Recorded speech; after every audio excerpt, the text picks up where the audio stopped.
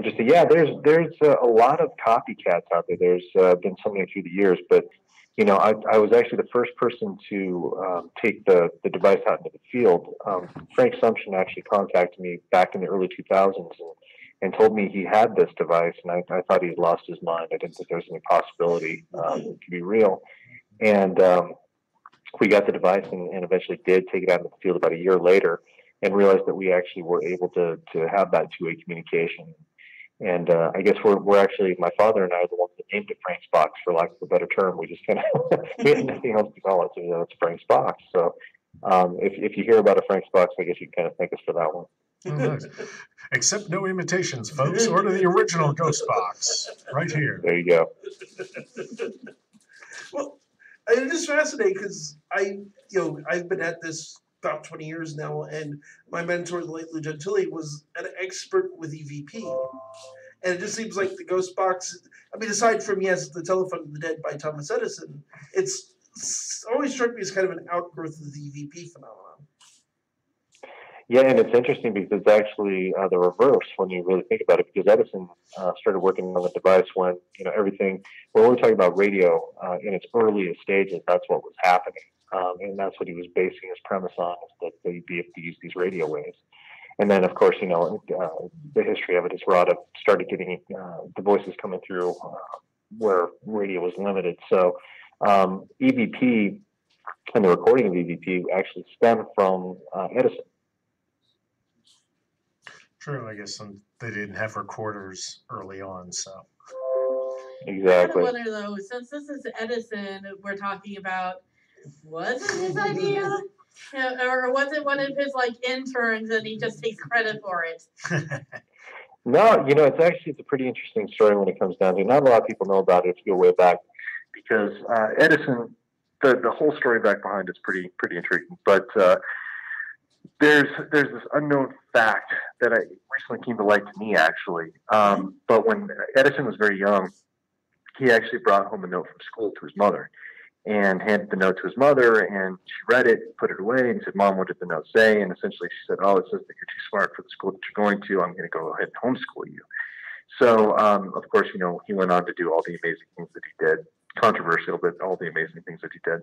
And she was always a very strong spiritualist, and he always had the scientific mind. So when she died, they were very close, and he took it hard, and he was going through her effects when she passed away. And he actually stumbled upon that letter that he brought home all those years before, opened up the letter, and essentially what the letter said was, "Thomas Edison is too stupid to go to the school here. You're going to have to homeschool him." So I've heard that story, yeah. The version I remember was that he asked too many questions and take the teachers off. That could be. Exactly. And that would probably be it. It's like, can't you just accept this answer and make my life easier? Why are you making my job harder? Well, and also a lot of creative and original thinkers in that early kind of school system didn't do terribly well if your mind didn't work. That was generous. The early school system, I think it's still a problem. Well, yeah, but at least now some of it is known, like other disorders, things like that, where somebody who was dyslexic back then would have just been dismissed as an idiot and given up on. So and that was kind of the point back behind it was that when he made the realization that his mother had withheld this information deliberately and how it would have affected him, that's where he made the decision to re-examine her views on the afterlife. And, basically that's where he decided, obviously energy can either be created or destroyed. It can only change form. We being energy, it had to go somewhere. He thought he could build a device that not only brought through those voices, but the actual personalities of people on the other side. And he actually had a measurement form for spirit energy called life units. And he believed that he could actually bring through these personalities. So he started work on the project. He talked about it in Scientific American. He talked about it in Forbes. He put it out there. I mean, it wasn't some hidden project that he was working on. He kept really meticulous notes on what he was doing. Of course, all his contemporaries in the scientific community were, just blown away. They thought, "Oh my God, we can't let this get out there." So when he died, they didn't find any machine. They didn't find blueprints. And all of the notes that he kept that were extremely meticulous were all torn out of his journals and destroyed at that point. So, it was trying to be withheld. But the thing was, mediums throughout the years kept coming back and saying, "Hey, you're gonna think I'm crazy, but Thomas Edison keeps coming through to me and telling me I need to build this machine, but I have no idea how to do it." And that's eventually what led to Frank. You know, he was a shortwave radio buff, and he liked to build electronics at home. And that's when he actually kind of stumbled upon how to build the machine through shortwave radio EVP. See, I've heard a couple of origin stories and how the things work. Yours is probably by far seems to be the best research. I'd also heard connections with certain recorders, a certain recorder that Sony used to produce. That basically there's a audio recorder Sony used to make that tuned into a weird radio frequency and seemed to allow almost perfect spirit to spirit, to spirit communication.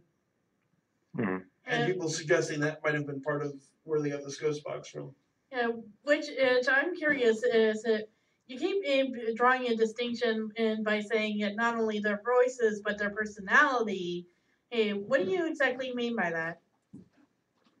Well, when you're doing sessions, whether you're doing paranormal research and you're just attempting to communicate with spirit on the other side to find out exactly what took place during a crime, or if you're trying to speak to them about what it's like where they are, things along those lines, that's one aspect of it. You're just reaching out to a random spirit and trying to collect information. But when I do private sessions for people, when I actually sit down and do a one-on-one session with somebody, they're able to hear their loved one's voice, personality, laughter, mannerisms actually come through the machine. They're actually able to record those things that come through. So it's the actual energy of that person on the other side. Okay, so I mean, like EVP again. I'm going to probably go to EVP a lot because it's what I have the most experience with. But you're usually getting a voice and an answer instead of actually having. It's not too often you get a recorder and you have to sit down and have a heart-to-heart conversation with the guy who died in your apartment, as it were. Whereas here you're actually talking about that full communication. Yeah, and then that's the thing. A lot of people don't realize, the box itself is really just a medium's tool, like anything else, whether it's cards or pendulums or 1,000 rounds, whatever the case might be. This is just a much more advanced version of that. The easiest way to explain it, the most rudimentary way to explain it, is like plugging a guitar amplifier into my head, and you're actually able to hear what I hear. So as opposed to going to a medium where you sit down and they tell you, oh, your grandfather's there and he's saying he loves you and this, that, and the other thing. That's great. I mean, that's something that I can do. But when you're actually able to hear his voice and life come through the machine and talk to you, that's really what it's all about. That's where you have that true two-way spirit communication. Yeah, I would imagine that'd be a much more effective and meaningful and mind kind of encounter. Yeah. Mm-hmm.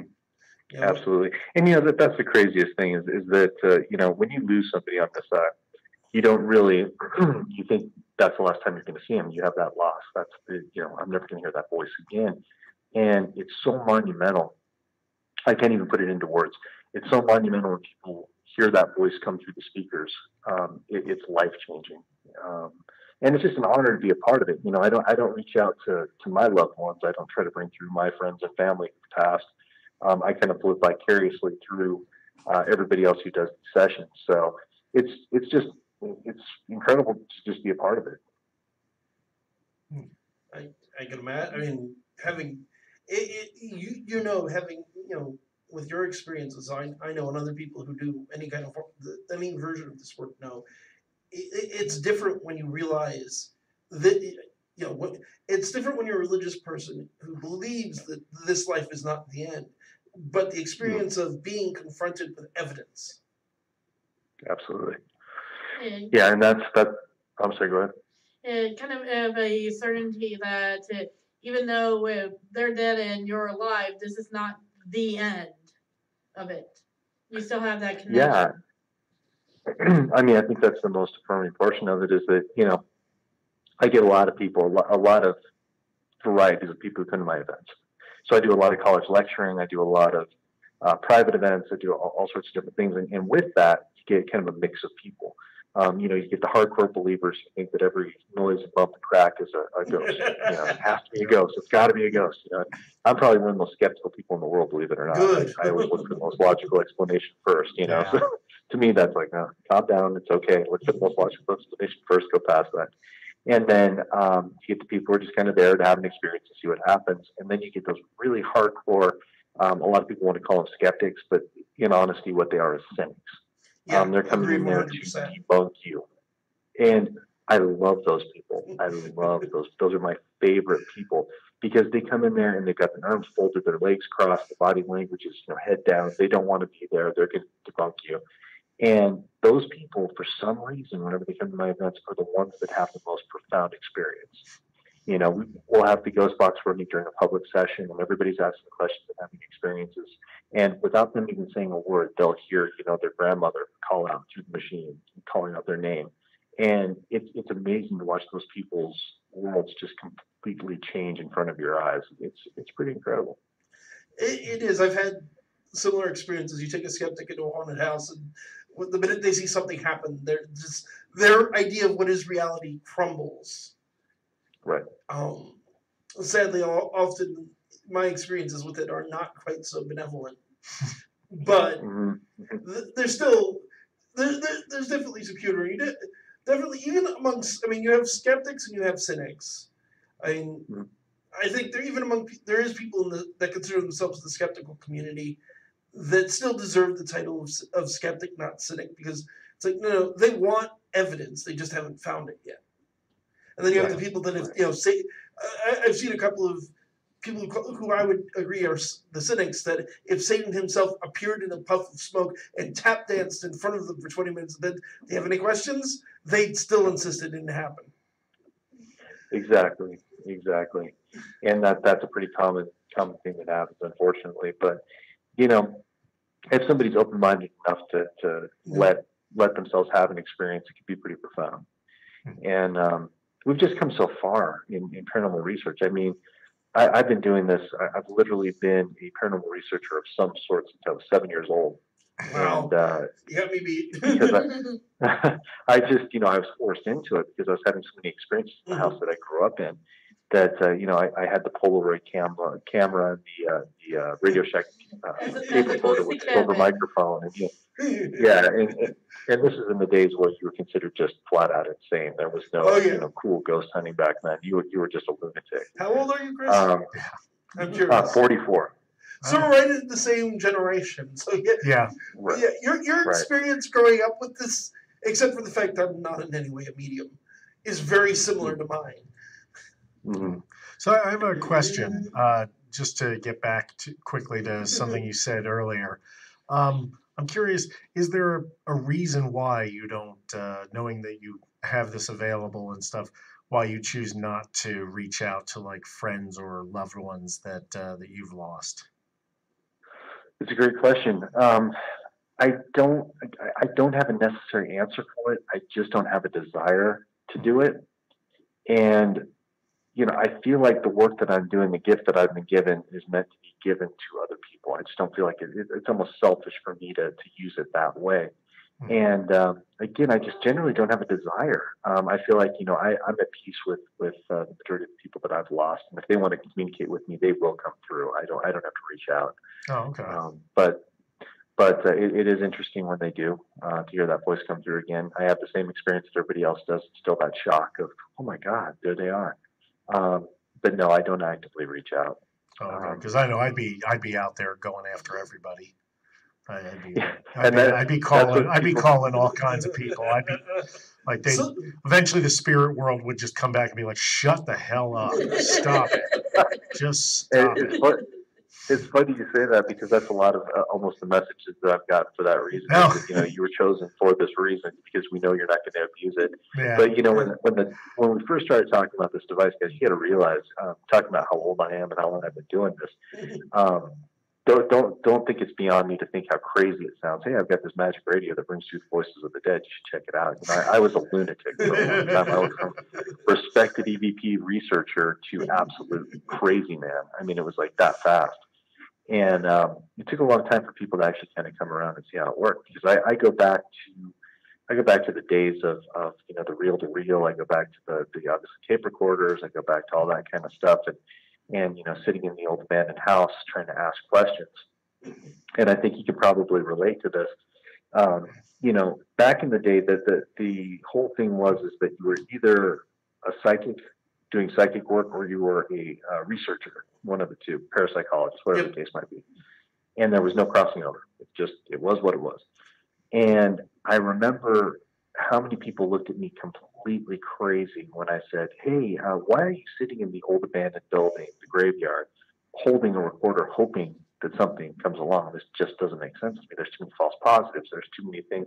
You don't have any interaction. This just doesn't make sense. Why don't you interview the spirits? Why don't you ask questions to the spirits? And I mean, every person who was a quote unquote researcher at the time was like, you're crazy.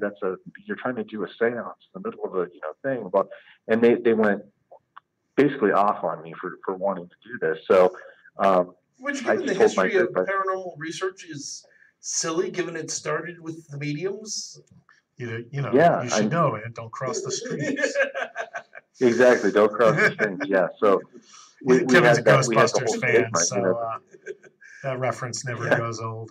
See, you grew up in a haunted house. My mentor, the late Lou Gentili, grew up in a haunted house. His mentor, Ed Warren, grew up in the haunted house. I saw the movie Ghostbusters and decided that's what I wanted to do with the rest of my life. Right. It's crazy how it happens. And in my case, the weird thing about it is that I didn't really choose the profession. So when I was a kid, I was just trying to prove to my skeptic Catholic father that this was real and I wasn't crazy. That was my whole purpose. I want to say, Dad, here. And I collected so much great evidence. I wish I still had it. I collected so much great evidence over the years. He debunked everything that I did. He had, it's got to be this, it's got to be that, you're making this up, whatever the case might be. Now he's a believer, but at the time he wasn't. And so I was a musician for years. I toured, I played, I did everything else in the music industry for years and years and years. And I thought, even though I was out on tour ghost hunting, I thought it's a hobby. That's all there's ever going to be to this whole thing. And no matter what I would do, it would always kind of creep up to me and become the forefront of what I did. Well, does that sound familiar?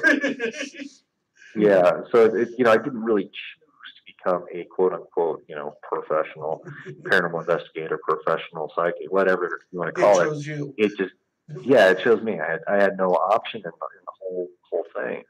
And, I finally just kind of came to grips with it. I was like, well, this is what I'm supposed to be doing, and it's where the universe put me, so here we go. And I think the thing that drives a lot of people nuts, especially paranormal researchers, is they'll say, well, I want to see your evidence. I want you to prove to me that this is real. And I can do that 1,000 times over. I can provide so much evidence that it'll choke a horse. But the fact is that I tell them, I say, I don't have to prove it anymore. I know. I have the reality of what there is. We know what's out there. Now, let's learn from them. Let's figure out what they're trying to tell us. That's the important thing. And I'll tell you what, that drives some of these ghost hunters absolutely nuts. They can't stand the idea of actually trying to gain knowledge from the spirit world. They're still out there trying to, collect the best EVP or collect the best picture or the best video or whatever case might be. I'm so far past that. It seems kind of short-sighted.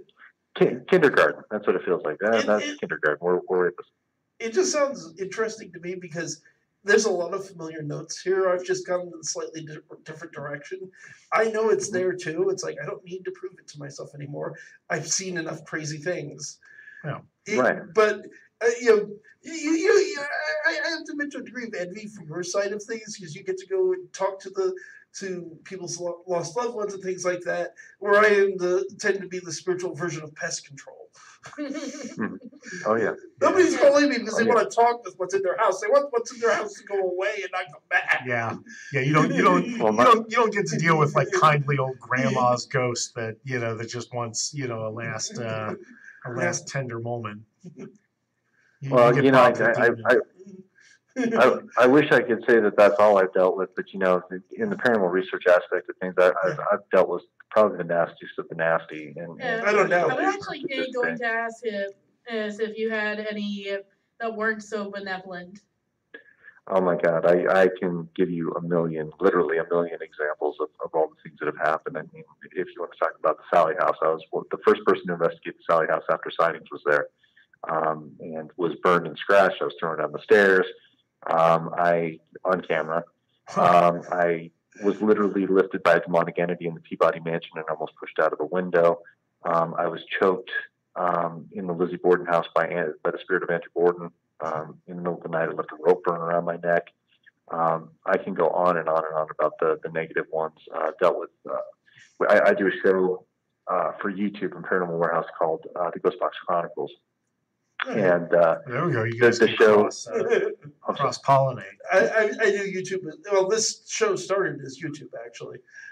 Oh, okay. And then yeah, Gene, our station owner, and I got together, and he offered us the spot. I'm like, okay, I've had enough dealing with the monetization nonsense. Here we go.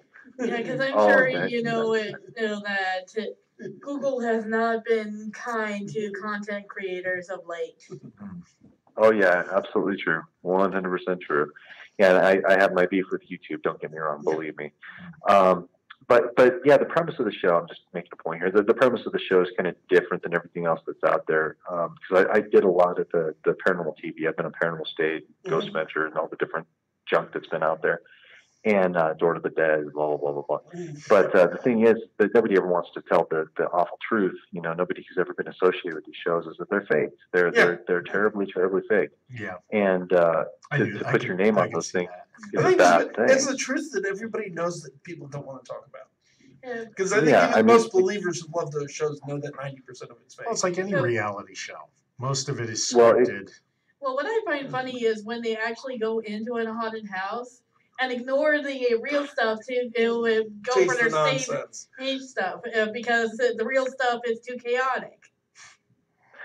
Well, exactly, and that's the crazy thing about it. I mean, first off, if you ever look up paranormal reality, it's a scripted drama. It's called a docudrama, which means it's a scripted show. So it has to follow a script. It's got to follow lines. Whether that means that the investigators, I put that in quotes, the investigators are aware of the faking that's going on, or they're being made to look like fools through trickery. Either way, it's going to happen. Yeah.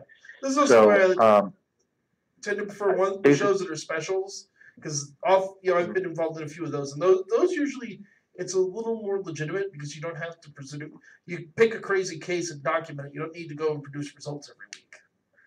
Right. Yeah, there are some exceptions. Don't get me wrong. Yeah. But the way that I see it is that most of these shows are designed to run a certain way. And why? Because it's TV, it's Hollywood. You have to produce results. If your show doesn't produce results each week, then nobody wants to watch a bunch of people sit in the dark asking questions into a recorder and nothing ever happening. Yeah. That show will last 3 episodes tops. Well, if it's a Bigfoot show, it'll go on forever because that's pretty much every Bigfoot show I've ever seen on history, or just it's them running around in the woods going, well, we think we found something, we think we saw something. No. End of the episode. Nope, we got nothing. Still nothing. Yeah, still no evidence. And you get the producer. You have some producer 10 miles out in the woods banging sticks together. Yeah, got Bigfoot. Yeah, that's how that works. So anyway, my point is with this show, the one thing that everybody kept bugging us about was they kept saying, the stuff. Me and my mom, who wrote the book, Ghostbox, they kept saying, you go through these amazing things, you have these things happen, these incredible adventures all the time. Why don't you write a book? I fought them for years and years and years about this because I was just done with that. I was like, I do not want to write a book. No way. Who's going to buy it? And finally, Llewellyn approached us, and we said, okay, we'll give it a shot and put this thing out. But anyway, it ended up on Amazon. Bestseller for 8 days on Amazon, which I still don't understand how that happens, but people seem to be interested in this stuff. Yeah. And that was cool. But we decided we'd start this series that we did ourselves. And the difference between what we do and the TV shows do is we literally take the audience along with us. So we go with our cameras and we do Facebook Live while we're doing the investigation. The audience gets to ask questions. They see everything that's happening. They hear what's coming through the box, through EVP, see the pictures before it ever gets onto the episode. So everything that's produced is 100% real, legitimate. It's not scripted. And I got to tell you, we've put out 6 episodes so far, and I'll leave it to you guys to make your own decision on this, but I think we've collected more evidence in those 6 episodes than all of the TV shows that have ever been created through paranormal have ever done. And it's all been by strictly going in with an open mind and letting the evidence come to us. The last 2 episodes that we filmed, speaking of violent lines, was at a place called the Stagecoach Inn in Iowa. And first time we went in there, my girlfriend and partner on this actually got scratched several times live on camera. And we actually took a team back in after that, along with a class. We actually brought one of our Ghost Hunter University classes with us just to see what would happen and filmed. And almost every individual who came to this event was scratched or burned. And, you know, it's just the stuff that you can't script. It's just the stuff that has to happen naturally. So, I really encourage people to you know, do it their own way and try to avoid the stereotypes. I have to agree with you, and it's just it's the thing I've noticed, and I think you're saying this as well. It's like if you're willing, if you're open to it, the evidence is there. If you don't want to hear it, it's never going to convince you. Know, I mean, we could sit here and play like the most remarkable EVP show, remarkable ghost photographs, have you do your use the ghost box and do stuff that should blow people out of the wall, you know, blow their minds. But depending on how cynical you are, you can always think of an explanation. Sometimes it's like, okay, all of the logical evidence is saying you're wrong, and you're still, you know, a perfect example. I knew a guy once who told me about, while sober, being out on the street late at night and seeing a man standing across the street holding his head in his hands. You know, actually, but the guy swore to me before telling me the story, and immediately after telling me the story, he didn't believe in ghosts. It's like, what do I say to that? Yeah, there's no way. I mean, he's already made up his mind before, you know, he can ever give any kind of explanation or anything else. It's ridiculous. There's no way to convince somebody like that. Okay, so we're coming up on the first half hour, so it's probably a good time to get the phone number out. Yes. So if anyone who's listening has some questions for Chris, it's 609-807-2492. That's 609-807-2492. We're always happy to take your questions, comments, concerns. We certainly have more to go. There's plenty more to ask, I think. Yeah. Just always good to give the listening audience a chance to chime in. It's the next member of our like Paranormal Justice League. We've collected a couple. We've got a magician. We've got the Ghost Boy. We've got sort of Kevin being the Batman who doesn't have any powers. He doesn't have any powers, but if he's prepared, he can do anything. I'm kind of the Robin of the group. I'm like there occasionally, but you can be the guy with the ghost box, you know. And I'll do it. I mean, one of the technical superheroes. Well, yeah, it's the paranormal superheroes. And Iron Man. Yeah, sort of like Because sort of you've like got Iron Man. the actually really cool piece of equipment that There does you stuff that blows everybody's mind. So there you go. And Iron Man's there you go. I like it. I'm just imagining all of us just walking in like they did in the Justice League animated opening. Just an opening of that. There you for go. The paranormal. Just all of us in these like weird costumes. Probably wind up looking more like Mystery Men than the Justice League, but you know, there you go. We'll do what we can. I don't know when, I don't know how, but at this point, it's like at some point I'm going to get all of the people who are putting this together into it, actually get them all at a convention at the same time. If we could do a convention, yeah, we should do a photo shoot where we're all in like mock superhero costumes. Big panel of the Justice, the Paranormal Justice League. But for photos, I think we should try to encourage everybody bring like some sort of a pseudo superhero costume, and we can all dress up.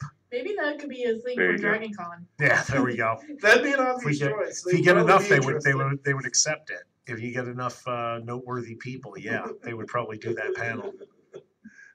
Perfect.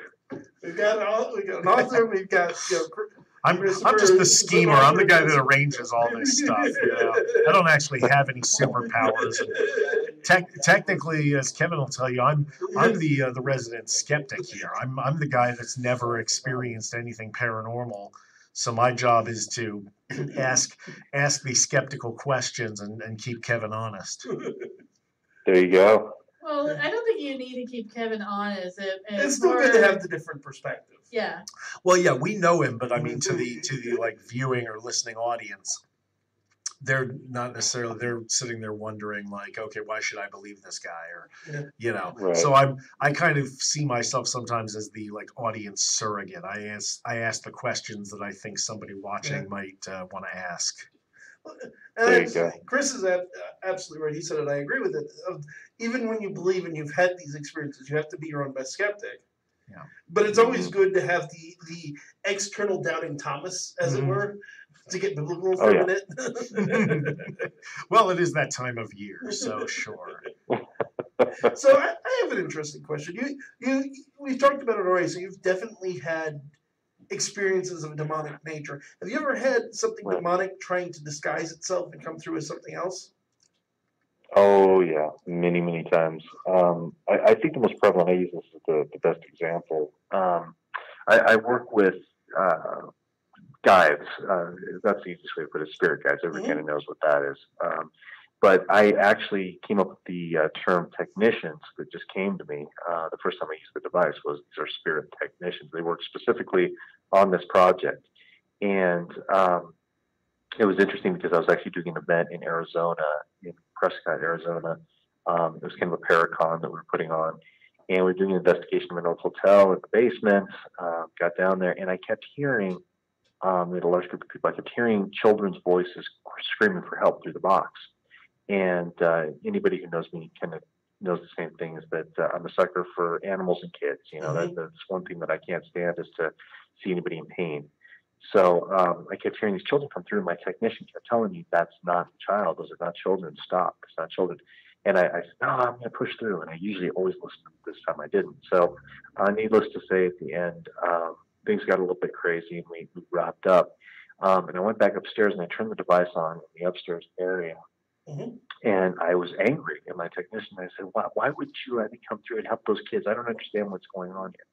And the technician came through and essentially said, do you want to hear who you were really communicating with? And I said, yeah, absolutely. And this terrible growl came through the speakers. And it was enough that the people standing around me had to walk away from the machine, because it was that kind of bone-chilling sound that came I've through. heard those growls before.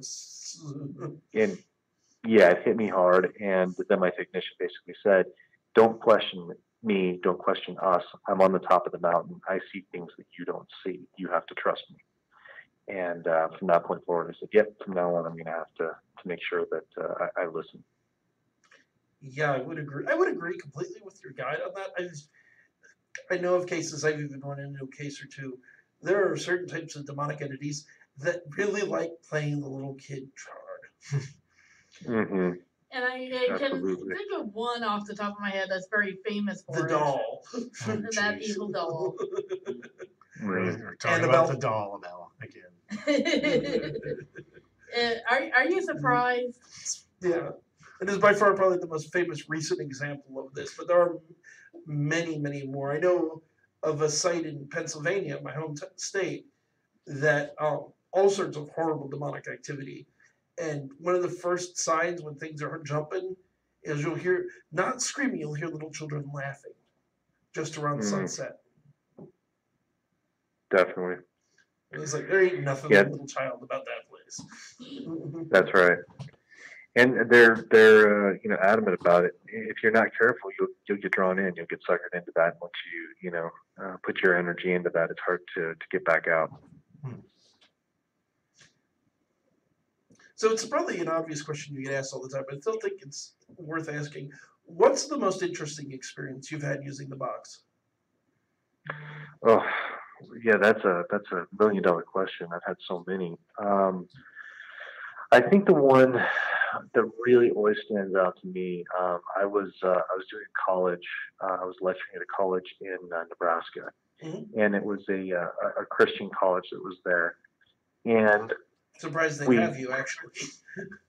Yeah, it's crazy because Catholic schools are bringing me on a consistent basis, and it's always interesting to deal with the religious institutions. But anyway, I did my lecture that night, and I actually took some students out on an investigation.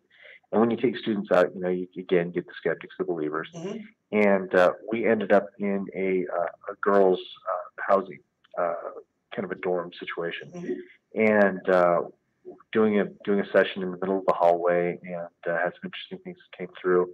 And all of a sudden, through the device, my technician called out a very specific person's name. And this little blonde girl, student, came forward looking shocked. I mean, she's like, wait a minute, what? And everybody said, they called your name. It was you. They called you. She goes, I know, I heard. She goes, I don't even believe in this stuff. This can't be real. And I said, well, it's talking to you. So long story short, she sat down, kneeled in front of the device, and started having communication back and forth with what sounded like really small girls, like tiny girls coming to her and talking to her. And she was breaking down and crying and going back and forth, had this experience, and it was really emotional. But what it turned out, we found out just after the fact, was that this girl had actually gotten into an argument years earlier with her two little sisters. Mm-hmm. And, as brothers and sisters do, they had that back and forth disagreement. I hate you, and I hope you die, and the mean stuff that kids say. Yeah. And she continued to watch TV. The mother took the other two little sisters out to go somewhere in the car. Well, there ended up being a car accident, and the mother survived, but the two little girls were killed. And this poor girl, the student, had lived so long with this guilt of the last words she had said to her little sisters, that it wasn't, she couldn't get past it, obviously. And it was incredible. These two little girls came through and told her that it was okay, and they understood, and that they forgave her for what she had said, and a message to pass along to her mother as well. And I mean, this wasn't just the girl experiencing, which was incredible, but this entire group of probably 40, 50 students who were standing around listening to this back and forth conversation happening. And I think about the eyes that were opened when that took place. So after the session, yeah, that's not like a cold reading sort of thing where you just leave. That's pretty impressive. No, yeah, it was amazing. That's the spiritual equivalent of touching a hot stove. Yeah. Right, and that's the same idea. But we actually, my mother and I, after the event, we actually sat down with her, of course, free of charge. We sat down with her for about 2 hours with her and a reporter from the school, and just let her have a two-way conversation with her little sisters. And we recorded the entire thing. She took that recording. It turned out that she had a family wedding she was going to the very next day. Oh, wow. And she took the recording of the little girls to the family.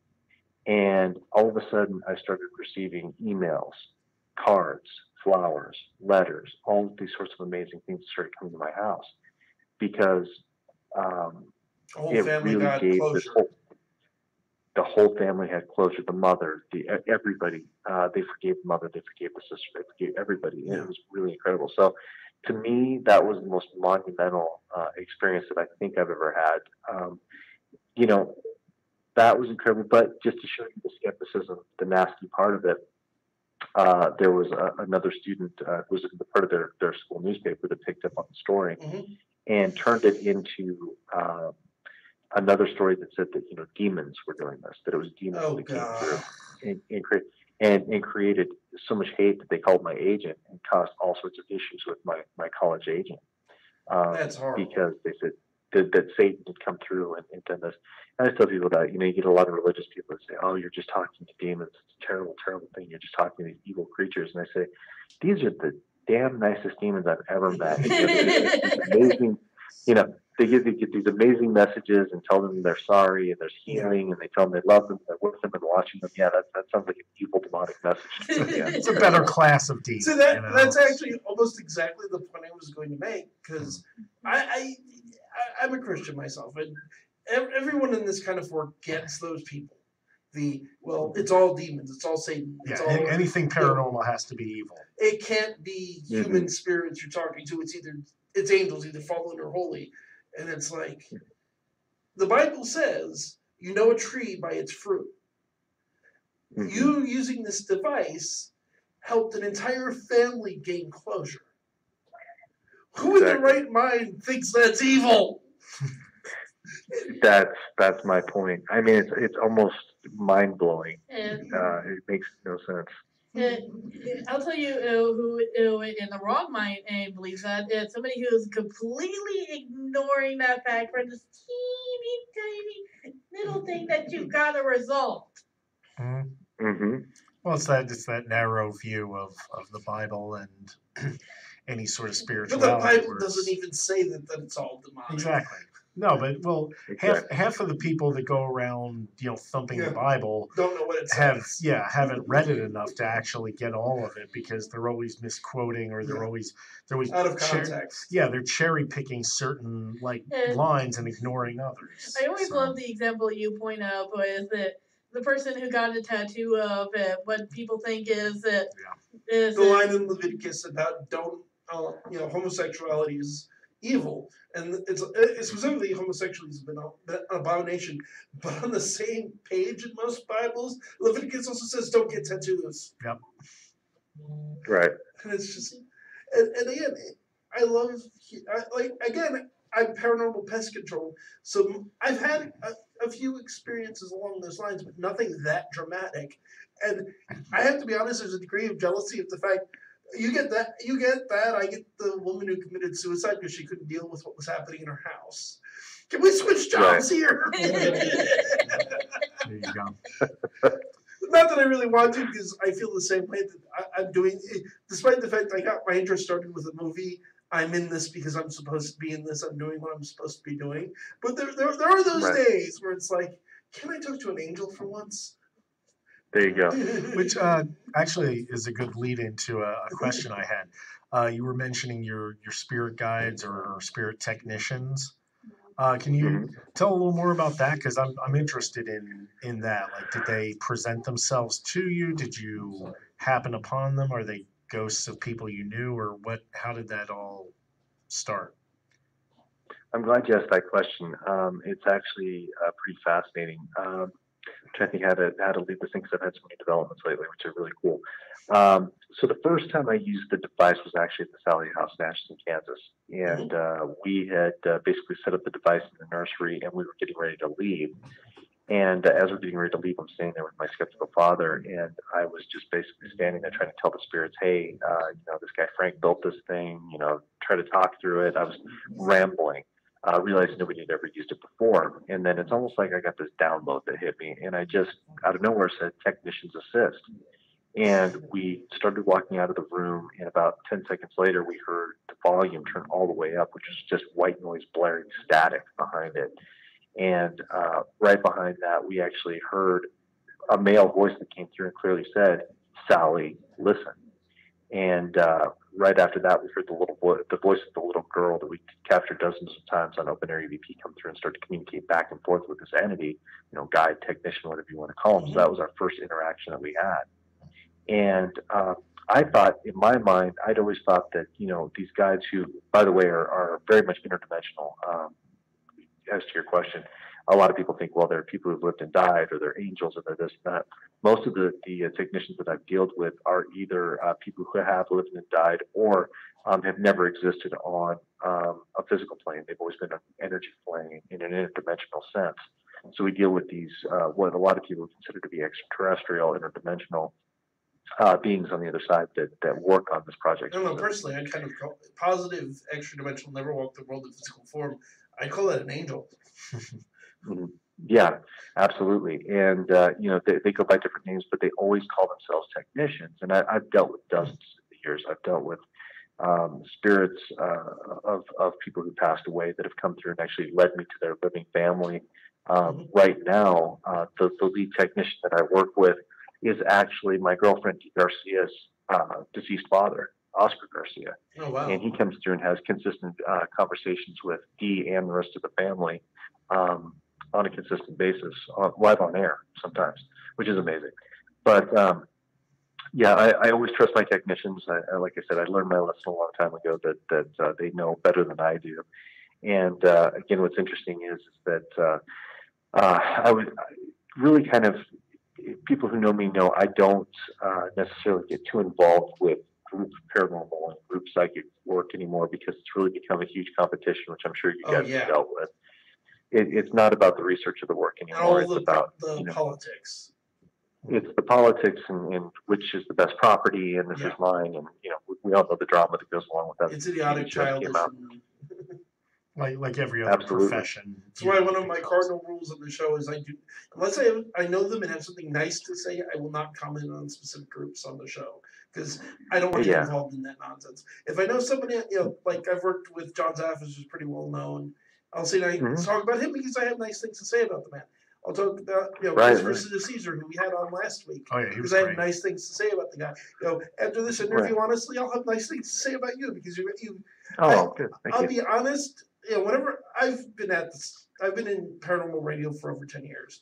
I've talked to people that say that they have the sort of experiences that you have, taking out the technical side of it, that are very sincere and believable. And I have had talked to people that are completely insane.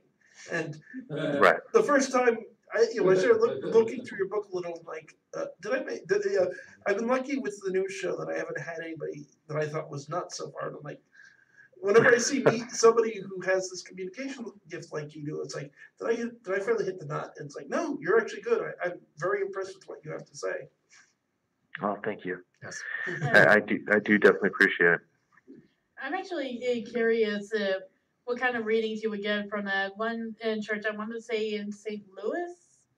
Oh, that one. If you ever get a chance to go to St. Louis, the chapel at the St. Louis, the university. So back, we had a gentleman on the show, Stephen LaChance. Yeah. Who, aside from having had his own experiences with the St. Louis Screaming House, wrote a book about the famous 1940 exorcism of Roland Doe that formed the basis of the movie, The Exorcist. Wow, interesting. So interesting. The thing that he told me, which is what Amisha brings up, is that on the last day of the exorcism, out of the child who's being exorcised's mouth comes a brand new male commanding voice who identifies itself as the Archangel Michael of the Bible, and says, "This is over. This demon is being cast out," and that's when he's freed. At the same time, across town in the chapel of the St. Louis University, 6 priests saw the Archangel manifest. Wow! Very interesting to do a ghost box in there, in my opinion. Oh yeah, absolutely. I would love to do one if they'll let me do it. I've been on the Vatican's top 10 list, so I have to be careful with that. I'm actually still surprised that nobody talks about that whole thing happening. And, like, it's not a dedicated site or anything, and it's like, but why isn't it? That's huge. Oh yeah, it's gigantic. I'm curious because you mentioned in the book, if memory serves, having Edison come through. Have you had any other celebrities come through?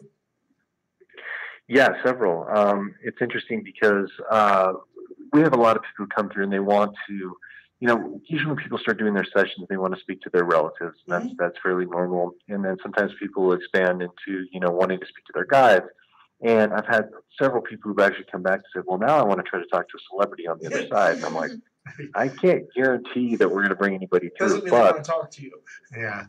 Exactly. I have had some really interesting experiences with people who would be considered celebrities that have come through. I've had John Lennon come through. Oh, wow. I've had Marilyn Monroe come through in her actual voice, not the Hollywood, sex one bomb. in the movies. Oh, wow. The Norma Jean voice. Yeah, she came through and she was very normal. She talked about what happened to her. I mean, in the book, we talk about, we literally stood on the grassy knoll and talked to JFK and Jackie Kennedy. Oh, wow. Who came through and gave us information about the assassination, why it happened, and who did it. And that's got to be that's a must. Makes me think of one of our previous guests who did a story about the ghost of JFK constantly coming back, but the truth had never come out about the assassination. Fictional story, but it's just an interesting connection. And Kevin can use his famous line from Ghostbusters. How is Elvis? And have you talked to him lately? Yeah, that question was coming. Yeah.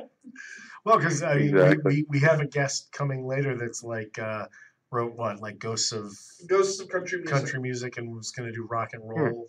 He did rock and roll. Or he did rock and roll. Okay. Matt Swain, he's another author from Llewellyn. We're having him on not next week, but the week after. Yeah, and he went to like Graceland or something. So there we go. Ghost Box at Graceland. That would be a sellout. So I just humor that you brought up the celebrity thing, considering one of the conversations we had coming here. Well, and at the beginning of the show, we were talking about getting Robin Williams. You know. Well, I guess the next. Well, I'm sorry. Go ahead. I was just going to tell you a funny thing that did happen. You just reminded me of, and this was a weird one for me because I never thought two things about her, honestly. But I was at a college, and we went to the presentation, doing the investigation that night. Ended up in a theater on campus, a quote unquote haunted theater. They're all haunted. They always tell you they're all haunted. But we ended up in the haunted theater, and we were backstage. I turned on the device and it was very quiet, a lot of static, not a lot coming through. And I said, "Is there anybody out there who wants to communicate?" And I was shocked when the distinct voice of Joan Rivers came through the box. Wow. And this was about 3 days after she passed away. Really? And at a she theater? literally, you can ask all these students, she did a stand-up routine. She did 15 minutes for the students. You know, I can kind of believe that. Yeah, she literally just had to still perform, and she did a whole routine for the students. They were crying, they were rolling around on the floor, and she did all of her famous lines.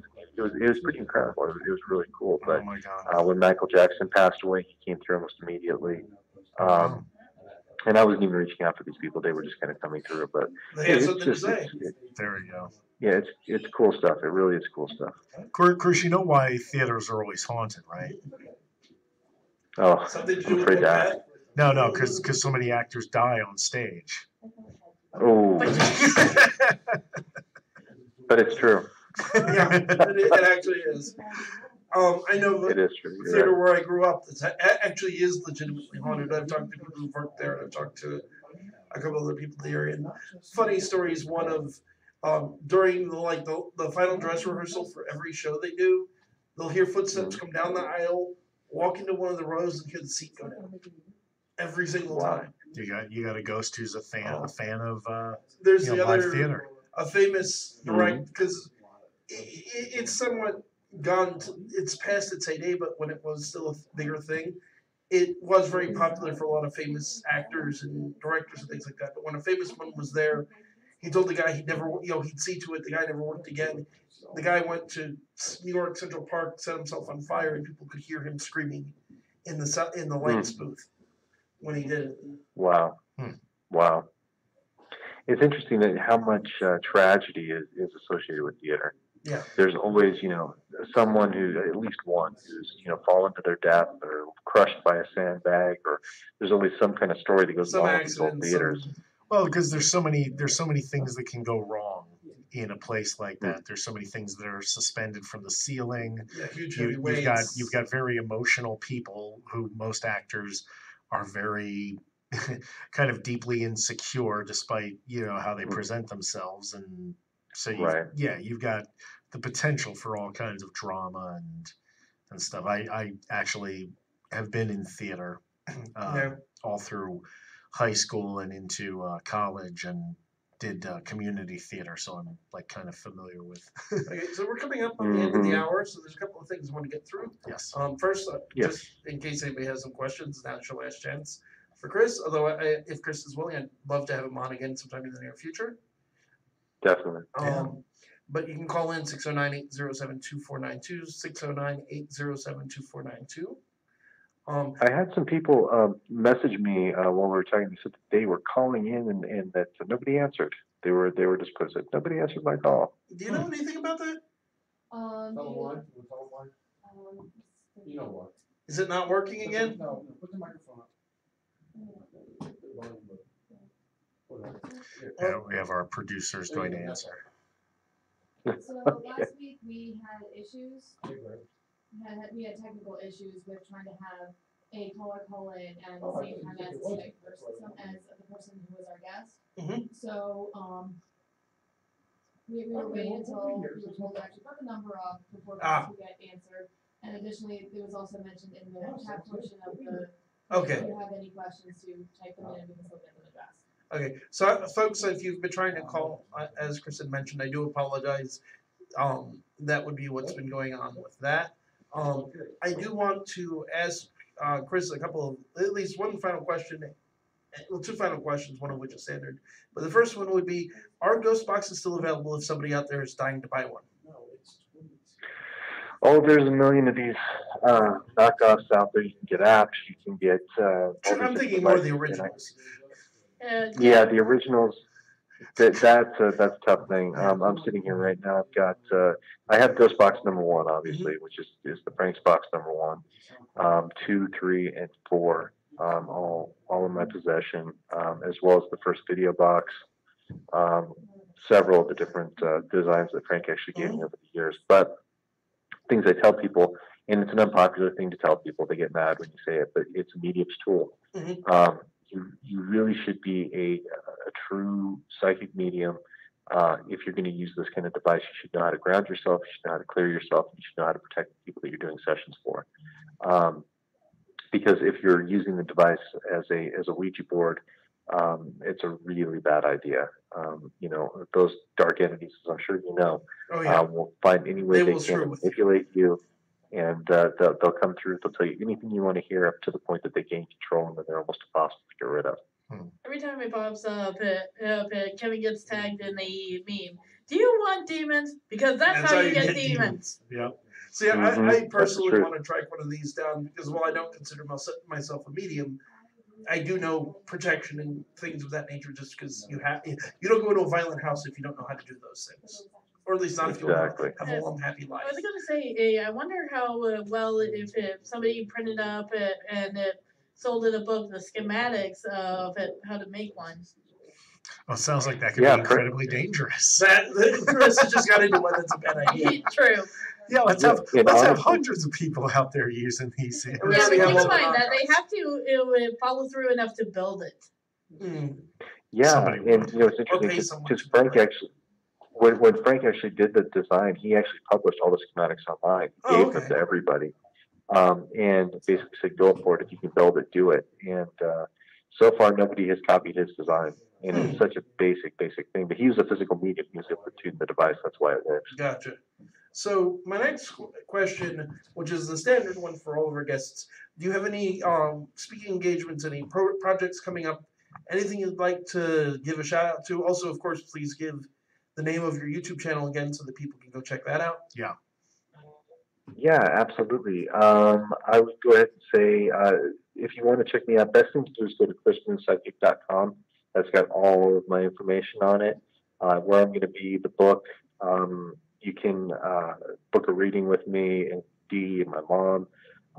Pretty much everything that I do is listed on that website. It's ChristianPsychic.com. Next appearance that we have coming up is going to be at the Winter Parafest, and that's happening in Rochester, New York. Let me give you the exact date on that one. We do actually have a call coming through. Yes, we do. Yeah, it's going to be January 14th in Rochester, New York. If anybody's interested, just go to Facebook and look for the information. There you go. Okay, caller, you're on there. Yo. Hello? Who's calling? Is Dredd there? Is who? Dredd? Dredd? Yeah, somebody called me for a job. I'm wondering who the hell it was. Sorry, this. You've called a radio show. I think you got the wrong number. You're currently live on a radio show called Paranormal Encyclopedia. Thanks. That's a first. It figures our second call in ever would be a wrong number.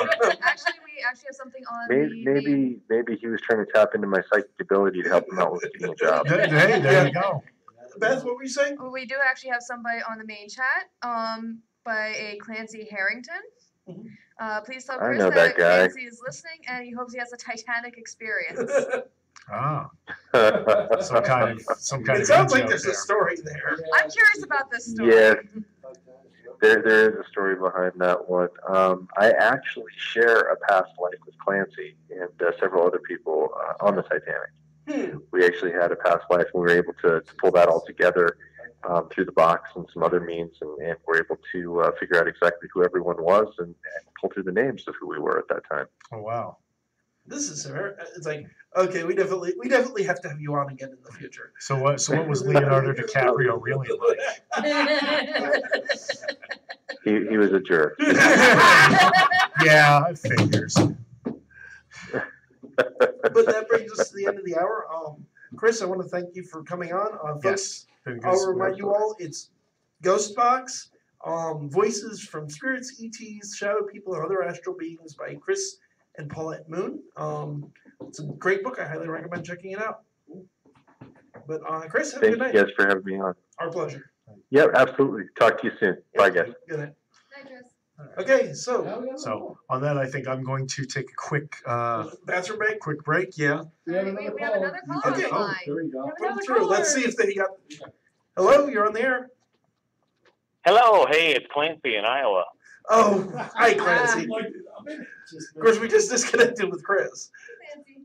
Oh, did you just disconnect, of course? Yeah, because we were having him on for the first hour, and now the second hour we're going to be talking about Christmas. Oh, well, that's all right. It was a good show. I caught about the last 10 minutes, so that was cool.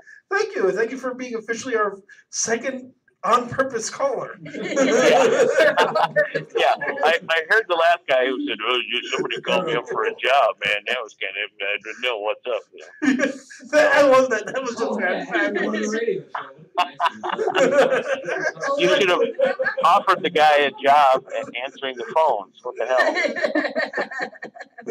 We do actually have a very talented producer over there. The problem is, since we're using Skype, it's just Skyping, adding somebody to a Skype call. So it's a little hard to do the screening. Yeah, that's not a problem. I tried to get through on Facebook. I put in a question, but Facebook Live, but nobody seemed to be answering that. So. No, it got answered. It was stated on the show. Yeah, that was the last thing Chris answered before you left, actually. Oh, sure. Well, I was trying to dial in, of course. So Naturally.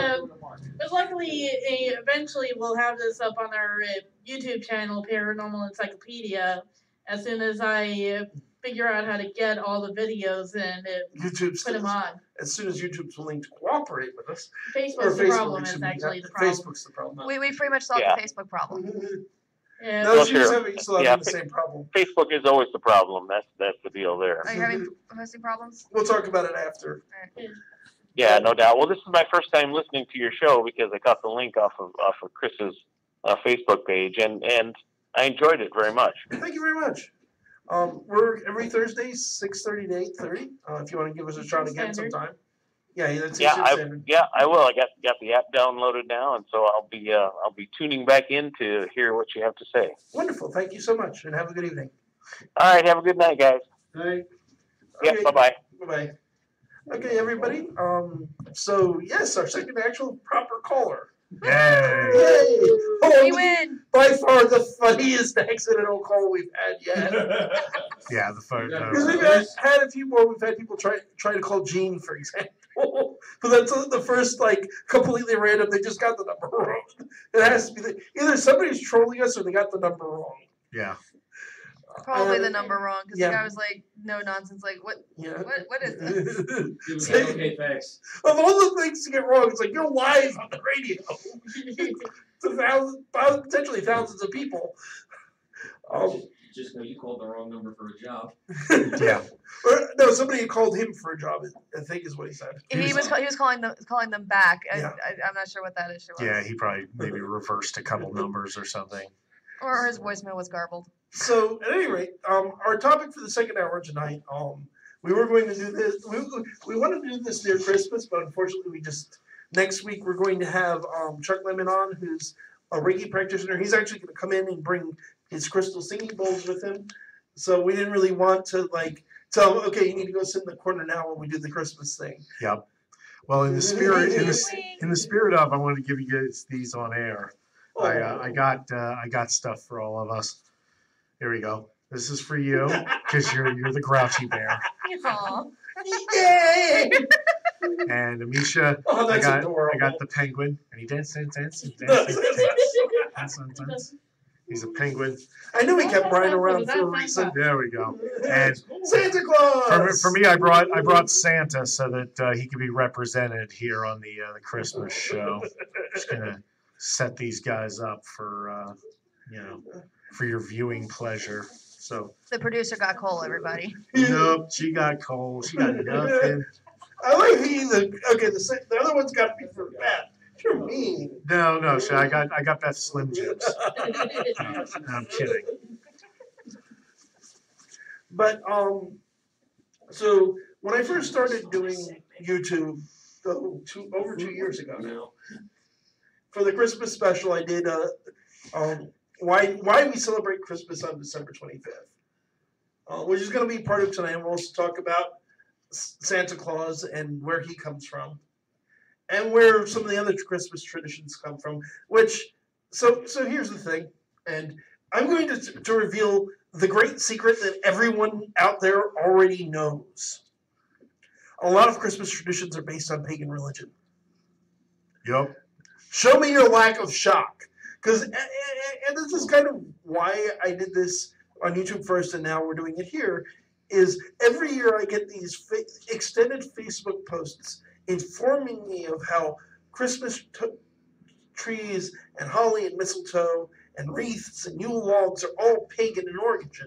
And my answer is, duh! This Santa has a fake beard. Watch me die, I'm not surprised. Look at that. Yeah. Look at that. Not surprised. Santa's bogus. The fact is, I think the majority of Christians are well aware that, Christmas trees are Norse in origin, I believe, actually. Yeah, something Norse, German. Christmas trees, wreaths, and Yule. In fact, the whole Yule thing comes from the Norse Germanic. And the Norse and the Germans basically worship the same gods by slightly different names. Yeah. But like Yuletide, I think, is actually German for like. Well, it's basically it's a winter solstice ceremony practiced in Nordic cultures by both the Germans and the Norse that takes place in this time period. I'm trying to remember what the actual translation for Yuletide is. I have actually no idea. Which is one of the first things I want to talk about is, so when people talk about, well, why do we celebrate Christmas on December 25th? They go, well, Jesus wasn't born on December 25th. One, just about everybody seems to know these days. And two, the Bible says, and I actually have the verse, in Luke 2:8, it talks about shepherds watching over their sheep at night in the fields. Now, if you live in Europe or if you live in the United States, who has livestock out in the fields at night in late December, in the middle of winter? Which sounds good. It's like nobody does that. Here's the thing. I don't know. I have no idea which latitude we are in, or most of the but most of Northern Europe is pretty far north of the equator. Yeah. Bethlehem in Israel is at 31.7 degrees latitude. Yeah.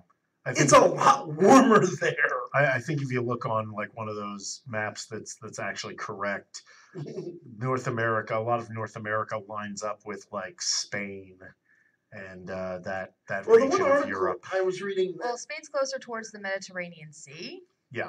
And it's as far as like longitude. But yeah, Italy is closer to where Israel is in terms of longitude. And for that matter, the closest Northern Africa. I don't know, geography is not my strong suit, but at least one of the people I was reading was saying the warmer parts of Texas are closer to the same latitude that we're talking about. And the climate's completely different.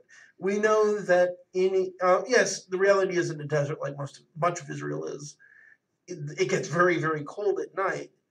But we do know of people, even today, shepherds in parts of Italy that are in this long latitude, and for that matter, shepherds in Israel do keep their sheep out at night, even through the winter months, just because it's not as cold as it is everywhere else. You're not getting the snow that you think of. So no, the whole, in Bethlehem and the sheep around 4 BCE, which is when he was probably 4 to 2 BCE is when he was probably born. The only thing we know for sure about the date is that it wasn't 0 AD. But and part of why we know that is because King Herod the Great, the wise men visited on the way to see Jesus, died in, I want to say, 4 BC or 4 somewhere between like 4 to 3 2 in that area before current era, they used to call BC. So they couldn't have visited him when he was already dead. It doesn't really work. Plus, there's a number of astronomical phenomenon that did happen in that time period in the vicinity of Bethlehem that might be what the wise men were following. Particularly, Halley's Comet passes over around the right time in terms of years, and would have passed over that latitude, excuse me. And if you know anything about astrology, comet, through the Middle Ages and into ancient times, comets are momentous symbols of something very important. When Halley's Comet passed overhead, in fact, which was just after the death of Julius Caesar, the then crowned Emperor Augustus Caesar pointed to the comet and said that it was Julius rising up into heaven. Yep. Well, the guy was a master politician. Oh yeah. He knew how to spin propaganda. I mean, we still believe, or at least most people still believe, a bunch of the stuff said about Cleopatra that was part of his smear campaign against her. So to be fair, the guy knew what he was doing. Well, of course he knew what he was doing because Octavius, later known as Augustus, was abroad because he was in exile. Yep. He had to learn a few things. Oh yeah. Well, he ran originally when Caesar was killed and came back later to claim his inheritance. But anyway, there's a couple of so where do we get December 25th from? There's a couple of pagan holidays that people usually connect it to. One of the obvious that we've already talked about is Yule. Yule is right in that time period. Right. The thing Since is, we're talking Romans, there's Saturnalia. I'll get there. There's okay. You're absolutely Which right. goes back to Chronosia. I thought it was just a perfect segue. I know, but there's a point I wanted to make about Yule. There's a logical progression in what I'm saying. The thing is, the earliest that we know that Christians were celebrating Christmas on December 25th was the 3rd century. I have the exact date. I even have a source on it, if I can find where I wrote it down on my notes. De Pascha Computus, which was written in 240 current era, I'll get something else. Excuse me. I'll get back to what I just mentioned in a minute because it does relate to something. But no, basically, there we go. The first record we have from early Christians cementing December 25th as the date of Christ's birth is 284 AD. The Roman Christianity was not in contact with the Germanic or the Nordic people in 284 AD. It was Yule. The next likely candidate, which is more likely because it's a widespread pagan holiday, of course, is the winter solstice. The winter solstice falls usually on December 22nd. It's the 21st to the 23rd, which is really close to Christmas. Christmas starts at midnight on December 25th technically, so Christmas Eve, 24th, not the 23rd. The next one is one that Brian mentioned, which is Saturnalia. Saturnalia was a major Roman holiday. It was practiced at the time that we know the Christians started practicing Christmas, but it started on December 17th, and it's actually a week long. Well, yeah, it was just the 17th, and then it was extended to end on the 23rd. So it still comes slightly short of the date. Yeah, that wasn't the exact date. It was more the whole that era or that time period being sort of a festive holiday, and the gift giving and stuff like that. Well, a lot of that was gift giving is actually Roman paganism, without question. The last one before I get into the biblical reasons would be a pair that in this sense are related, which is the feast of the unconquered sun, Sol Invictus, and the birthday of the Persian deity Mithras. Which both are in fact on December 25th, which by far would be the best case where this is where Christianity got the idea, because it's the same bloody day, except for there's a problem. As I said, 284 AD is the earliest known record of Christians celebrating Christmas on December 25th. There's no record of anyone celebrating Sol Invictus or the birthday of Mithras on that date until 354 CE, current era, or AD if you prefer. Which means there's every possibility, and I'm not saying this is certain, but there's every possibility that Mithras, the Mithras cult, which did, let's be clear, worship of Mithras absolutely predates Christianity. We know that. But they didn't adopt that specific date until after the Christians already had. So there's at least a possibility that the Christians adopted it first, and then the Mithras cult got the idea from them. Because it's absolutely factually true. Christianity borrowed enormously from paganism. On a lot of it, the originally Christian, now largely secular holiday of Halloween is purely a Celtic paganism tradition that the Christians hijacked. Well, it makes sense if you already have people used to celebrating a big festival on this day. You can still celebrate it. It's just our God's the one. You just add yours in.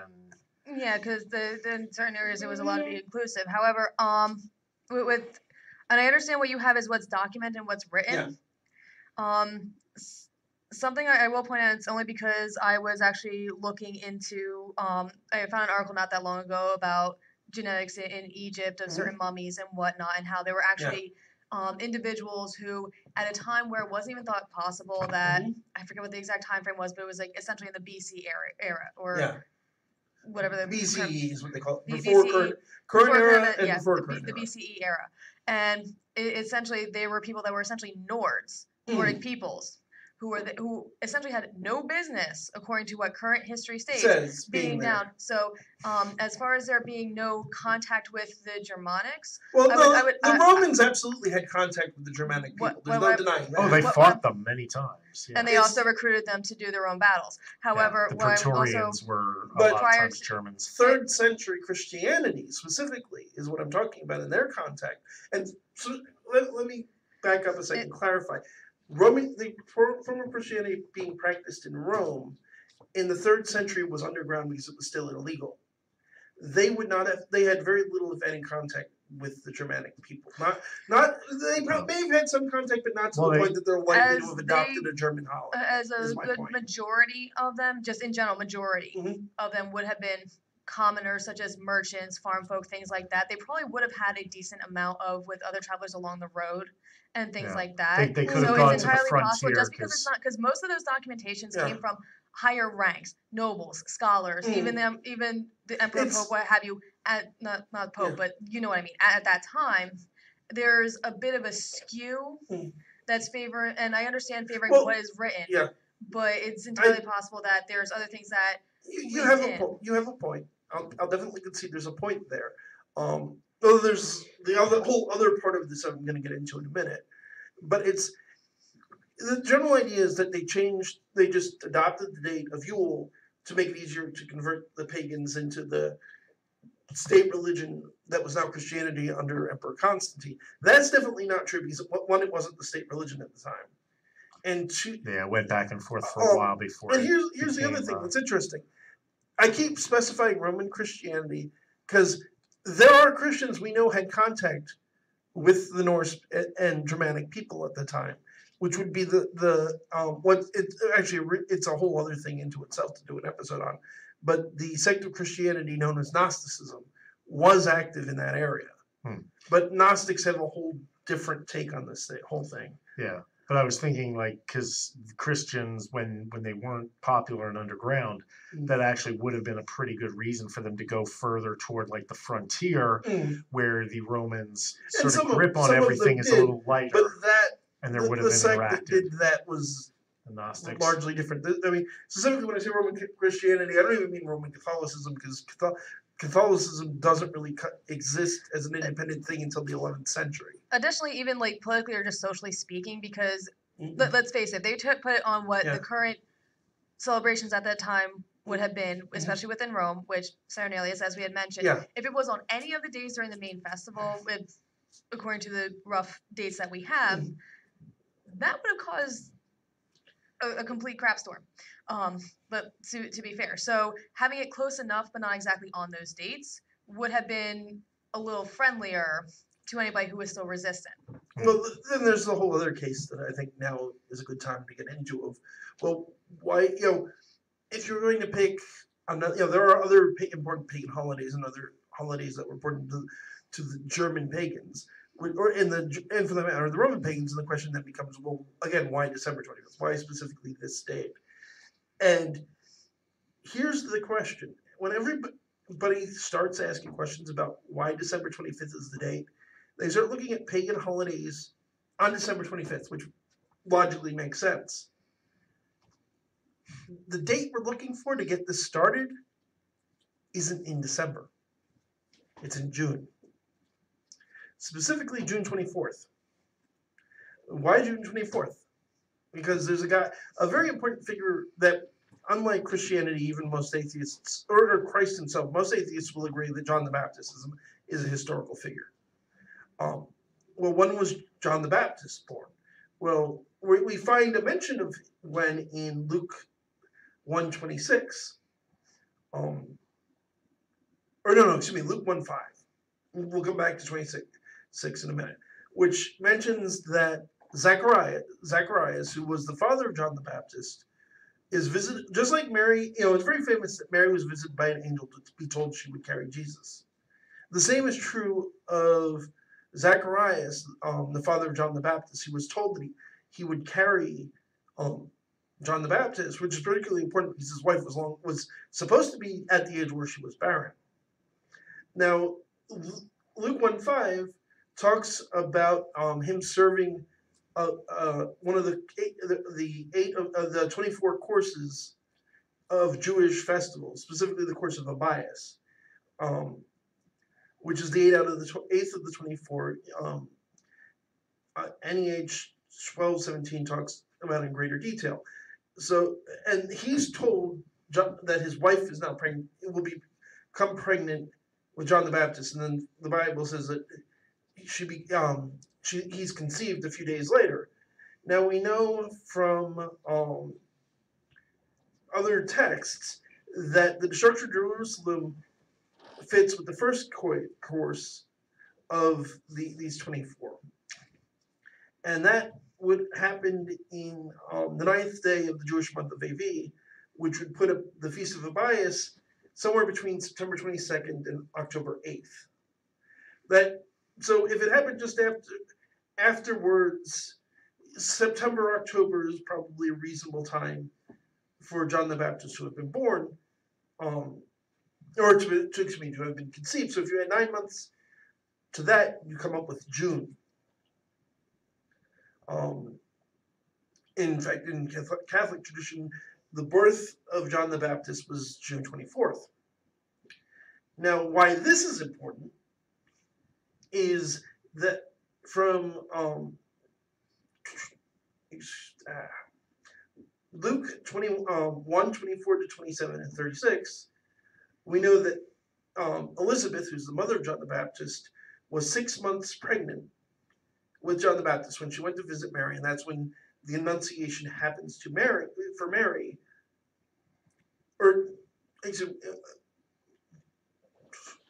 I'm mixing myself up.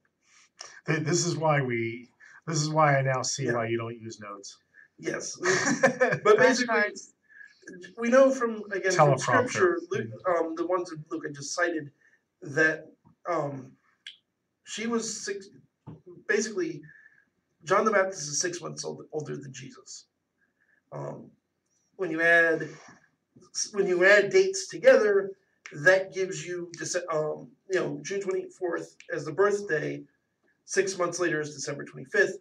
Also, if you take 3 months out of this whole equation, you come up with March 25th, which is a very important day in Catholic tradition that has largely been forgotten in the modern era, which is called the Feast of the Annunciation. The Bible says that the Archangel Gabriel appeared to Mary and told her that she would carry Jesus. And this is a thing that always drives me crazy because people will say that Mary was raped by God. No. The angel comes to Mary and says, okay, you've been chosen, you are blessed amongst women, you will carry the Son of God. And she says, I am God's handmaid. she absolutely consented to it. When this all happens, by the math I just went through, would be March 25th, the Feast of the Annunciation. There's another reason why the Feast of the Annunciation is particularly seen as the date of the as March 25th. So, in Jewish tradition in the first century, there was a belief that a prophet or a Messiah or anyone of great importance like this lived a more idealized and perfect life. And if you're going to live the perfect life, especially, you're talking about the Messiah, perfect person, he lived a perfect life. He was born, he died on the day he was conceived. That was the logic behind it.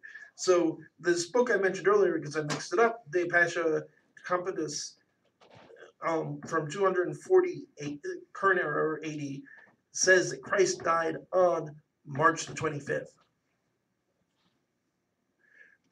So if we go again by the Jewish beliefs, and remember everything else aside, Christianity starts as a radical sect of Judaism. The Jewish belief at the time was that a prophet dies on the day they're conceived, not the day they're born, the day they're conceived, which gives us March 25th as the date of the conception.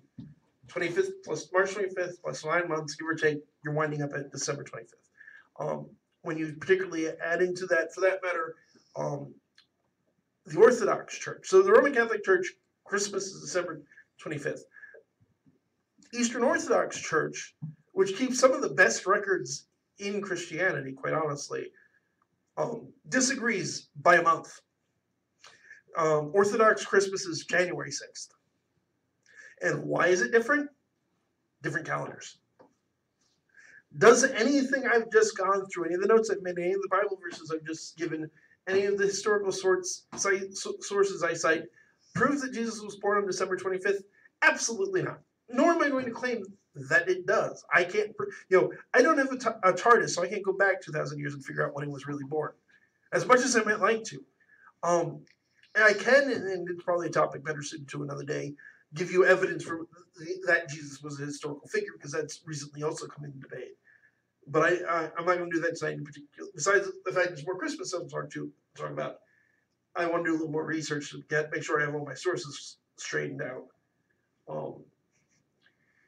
But there is definitely a biblical case that Jesus was born on December 25th. So are you saying you'll get to it? Exactly. My point in saying, Brian. I was waiting for that for like a half hour. I was waiting for an opening for that joke. It was worth it. Give him the credit. It was worth it. The joke was funny. That was a dad joke. Yeah, it was. Yeah. I'm 40. I thought it was funny. Oh, I'm practiced. With my nephews. They call them uncle jokes because of an episode of Teen Titans Go. There's undeniably overlap between it. Yeah, it's the same thing. It's just whether you call them dad jokes or uncle jokes. But so since I'm their uncle, I have decided it is my obligation to tell uncle jokes. It clearly is. So I tell Caleb, my nephew, I think when my nephews get old enough to really register, and Nathan's getting there. I'm going to have you gotta look up and start getting some uncle jokes. Yeah. Gravity Falls also particularly called them uncle jokes. Uncle Stan. That might be the new term for it. Back real quick. The reason why I've gone through this long, half an hour long diatribe on December 25th is really simple. There are it isn't even actually the pagans that say, "Oh, it's pagan," that annoy me so much. It's the other Christians that annoy me, because there are a lot of Christians. Jehovah's Witnesses in particular are big on this, that completely dismiss, mock, and try to shame Christians who celebrate on Christmas on December 25th. And I'm saying that's bullshit.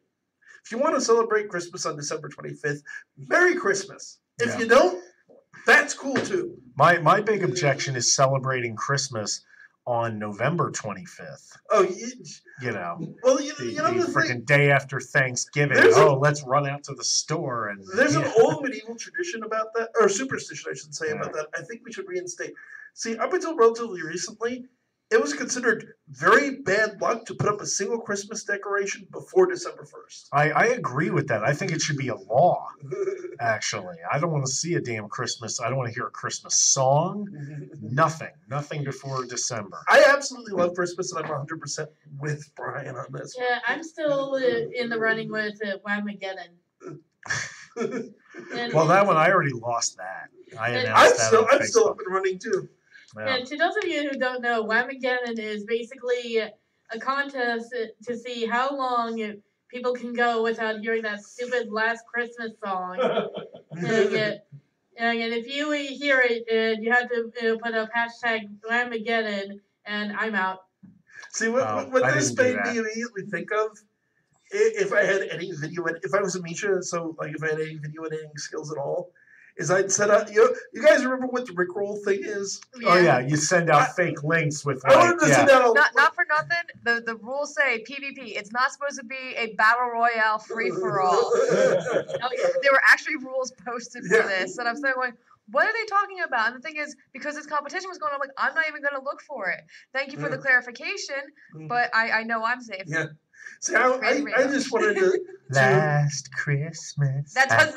No. The rules are that it has to be the original version. Yes, of Alternate versions are not valid for the competition, so you can listen to those to your heart's content. Yeah, see, I just wanted to start trolling people. Sadly, there are covers. It's like, check out the latest Last Jedi trailer. And it's it's Last Christmas. Do it. It's like, you've been Last Christmas rolled. You lose the competition. You've been wham rolled. No, or whammed. You've been whammed. You say whammed. Actually, it was hilarious. I was at karaoke, and one of the people that was with me, my boyfriend actually, one of the people with us got up and started singing Dominant the Donkey, and he's like, I do everything I can to avoid this song, and now it's playing. Oh God! He's like, it's only December 4th, and I'm sitting there going, I wait all December to hear this at least once, and I'm lucky if I get it on Christmas Day. But you got it. You're waiting because you know. I have a baby nephew, so around Christmas, I'm sure I'm going to hear that song to death. I like it too because it's silly and funny. Silly is good. But I'm sure my baby cousins will drive it into the ground. Oh yeah. So speaking of Christmas songs, there's an interesting factoid I wanted to inform people about the Christmas Story. Oh, there's so many. Which one? The movie or? No. The biblical Christmas. Correction. The nativity scene. The nativity scene. So everyone has probably heard at least a bajillion times the song "We Three Kings of Orient Are." Yeah. Or you've heard of the three wise men or the three magi? Yeah. Okay. I prefer the three wise guys. Or the three wise guys. Three wise. From Brooklyn. You know that. Three wise guys from Jersey came to see him. We brought you your tribute. What is this, Goodfellas? Exactly. So here's the kicker. So first of all, they weren't kings. They were what's called magi. Magi were astrologers and priests in Zoroastrianism, the Persian religion. That's point one that's interesting. Point two is, if you actually go with the Bible, they show up a year, sometime after Christ is born, not the night he's born. And some interpretations, it's as far away as a year later. And also, by the way, everyone thinks of you have the three wise men. The Bible doesn't give enough. Just says wise men came to see Jesus. It doesn't say how many. It says they brought gold, frankincense, and myrrh, 3 gifts. Various myths say that anywhere between 3,000 and 3,000 men showed up. That's quite the trade of gifts for Jesus when you think about it. Yeah, does the Bible mention like Mary and Joseph living like kings for the rest of their life after that? I mean, is that they still lived like commoners because Joseph was a carpenter. And they're keeping it real. But they kept it real. They were the original OGs. Yeah, but they just happened to have this mountain of gold and frankincense and myrrh in the backyard. So, God's above and below. Yeah. Okay. So everything I just went through is reasonably common knowledge. Now it's time to drop the bomb. Oh. The Magi Oh no. Yeah, they were astrologers. They were also necromancers and black magicians. If you read any other ancient text that talk of other magicians around the world that talk about the Magi, people were terrified of them. These guys were like the Satanists of the first century current era. So it was like They didn't worship Satan, but they were that scary. So it was like Jesus was visited by 3 Sith lords or something, in his Yeah, cradle. it's like, Okay, it's first not of like, all, Jesus was not Anakin. Let's make that perfectly clear. His midi-chlorian count was off the charts. Jesus was not Anakin, but as a dear friend of mine who likes to cosplay Jesus frequently has pointed out to me in the past. Is it the same person I'm thinking of? Gil? Yeah. But as Gil has pointed out to me in the past, Jesus is clearly a Sith. Because if you remember your Jedi code, everyone. Mm-hmm. Jedi and Sith, I know it. Yeah, Jedi are forbidden to love. And Jesus is all about the love. I'll buy Grey going into Sith. I'll buy Grey Jedi going into Sith. Also, it kind of fits because, well, I guess I know, I still love that argument, though. I love how many memes you see where somebody gave their grandmother a picture of Ewan McGregor as Ben Kenobi, and the grandma thinks it's Jesus and keeps the picture up there. That's kind of mean. I'm sure some of that is fake, but I'll bet you that has happened at least a few times. Somebody actually was able to get away with it with guy that plays Thor. But no, Chris Hemsworth? I'm actually with the long hair and everything. I can see Chris Hemsworth passing for Jesus, when he's in his No. Whenever his hair's dirty from a fight or something, it's because I was going to say now I get you. There have been Nordic depictions of Jesus I've heard of. Well, that's a whole other topic. Jesus looked absolutely nothing like everyone thinks he did. No. But anyway, hey, I was gonna say I don't picture Jesus as a Sith Lord. I picture him as saying, "Screw it! I am going to make a completely third option." He's Which would be the Grey Jedi. He's Mark Hamill. Well, I'm inclined to think it's like Lucas once said, and I think there's a degree of truth to that. There are no Grey Jedi; they're just dark Jedi. They're fooling themselves. But the thing is, the Jedi are wrong. The Jedi are known for their arrogance, and that's what the new 3 were supposed to point out was the arrogance of the Jedi, because you didn't have that backstory, which is pretty much the only good that pretty much came out of that trilogy, let's be honest. It was to show the arrogance of the Jedi, which you saw the Sith wasn't as bad, but it's just the Empire itself was what needed. It's also the Jedi are also based on a common Western misunderstanding of Buddhism. Yeah.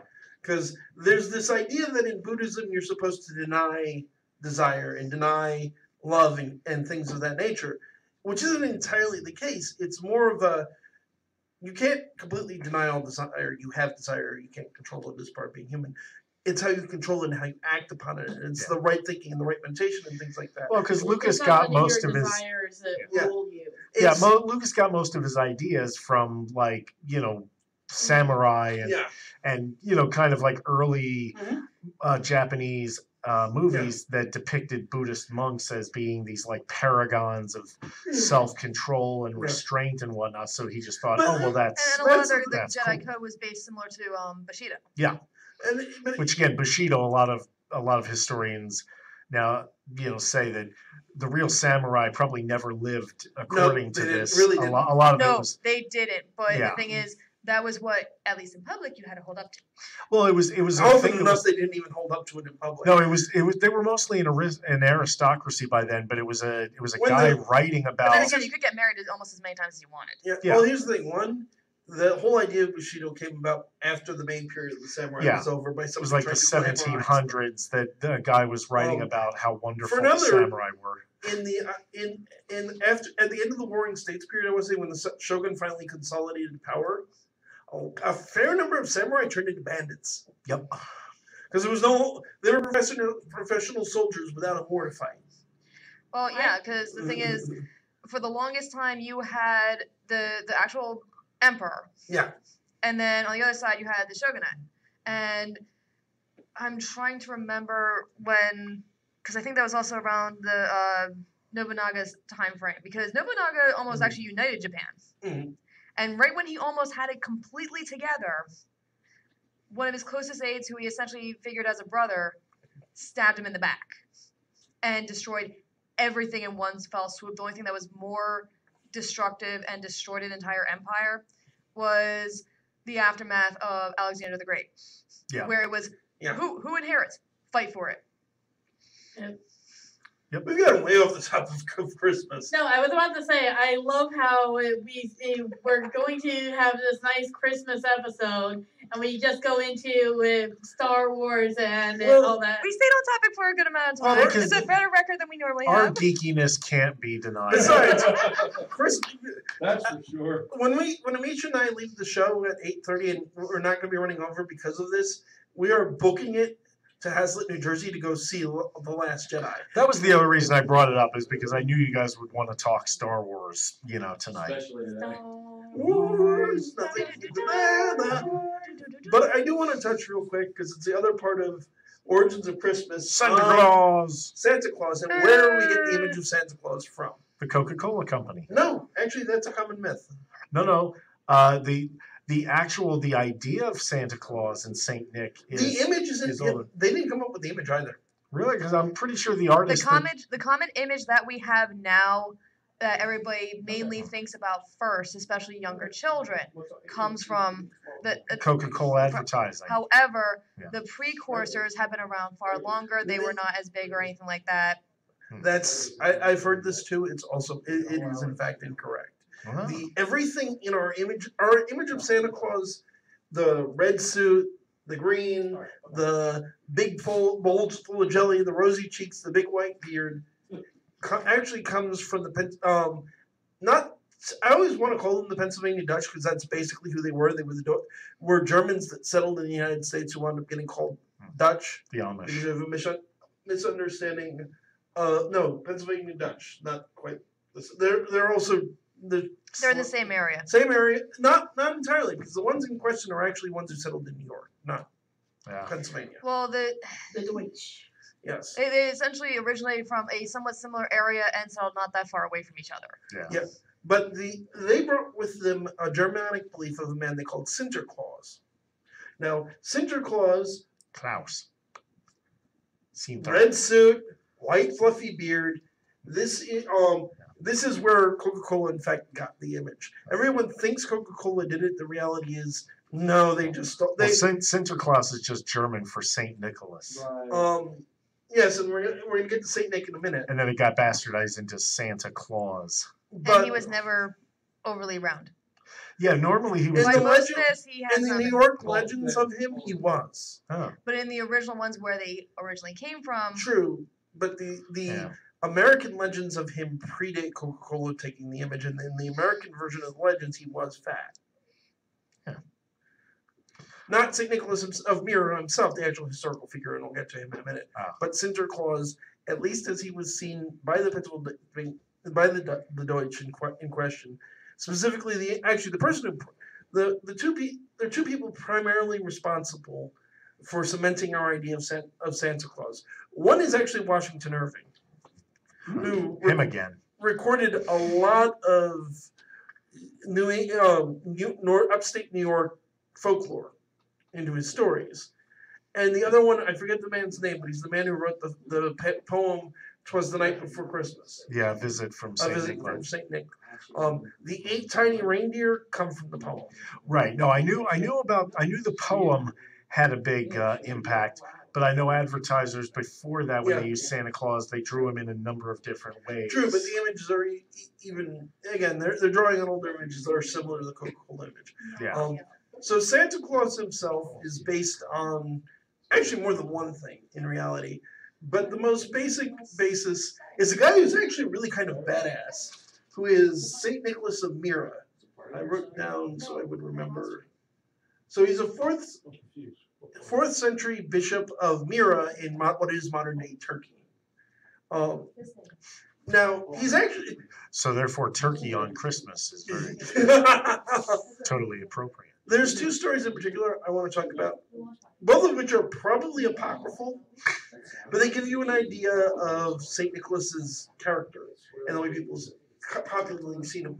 One is the one tied to the story of Santa Claus. That there was a man in the town that was destitute, who was about to sell his two daughters into sexual slavery. And on Christmas Eve, Nicholas walked by the house and threw a bag of gold either down the chimney or through the window that the man was able to use to pay his debts and didn't have to sell his daughters into slavery. Probably didn't actually happen. But this is why that'd be an interesting tradition. Just go around chucking like bags of heavy gold through windows and stuff. So, which leads to a fun little known fact. So, as to the surprise of nobody, Saint Nicholas is patron saint of children. He's also the patron saint of hookers. Nice. Saint Nicholas, the basis of Santa Claus, is the patron saint of hookers. So there we go. Buy a hooker on Christmas. It's what Saint Nick would want you to do. What would Jesus do? Buy a hooker. Buy a hooker.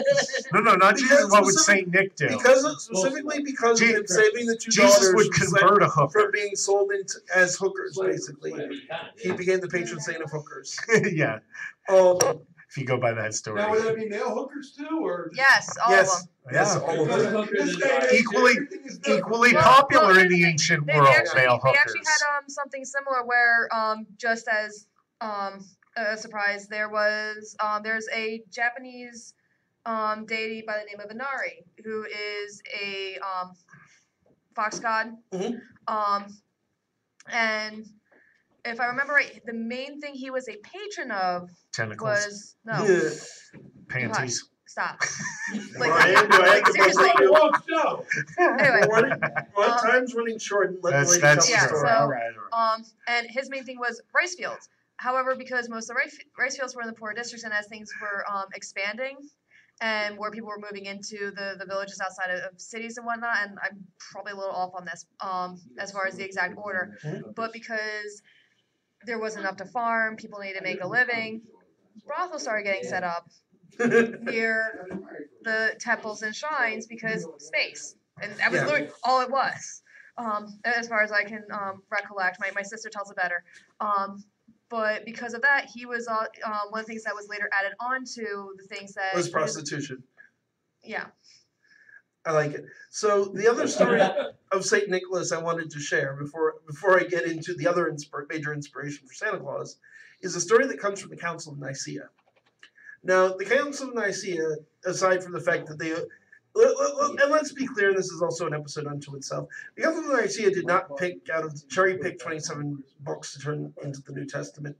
They codified 27 existing books into the New Testament, which is a topic for another night. But one of the debates that happens is a man by the name, in fact, a bishop by the name of Arius. Dan Brown outright lies about this. But the predominant theory at the time in Christians was Jesus was God. It was the Trinity idea. Jesus and God are the same person. Arius disagreed. He believed that Jesus was basically a God in service to God. He was a secondary deity, closely linked and working with the Father, but not the same being. This led to a great debate it was a great spirited debate among the 218 bishops. Ultimately, spirited. If you read Dan Brown's books, it barely passes. In reality, 216 out of the 218 all agreed that with the modern interpretation of Jesus was God. But there's the wonderful story, probably apocryphal story, that during the debate, St. Nicholas lost his shit and punched Arius in the face. Hey, it makes a certain amount of sense. If you've ever seen like the parliament in other countries, like the government officials, it gets rowdy. There are fist fights on the British Parliament floor. Why would a bunch of people discussing religion, which is a really heated topic, why would that be any different? You want to talk about brawls breaking out in public? Forget Parliament. Talk about any bar prior to coffee becoming the main staple during the Enlightenment. There were brawls for everywhere. Days in all of the finest suits getting ripped, hats getting crushed. It was glorious. Oh yeah. So Saint Nicholas is only part of the inspiration for Santa Claus.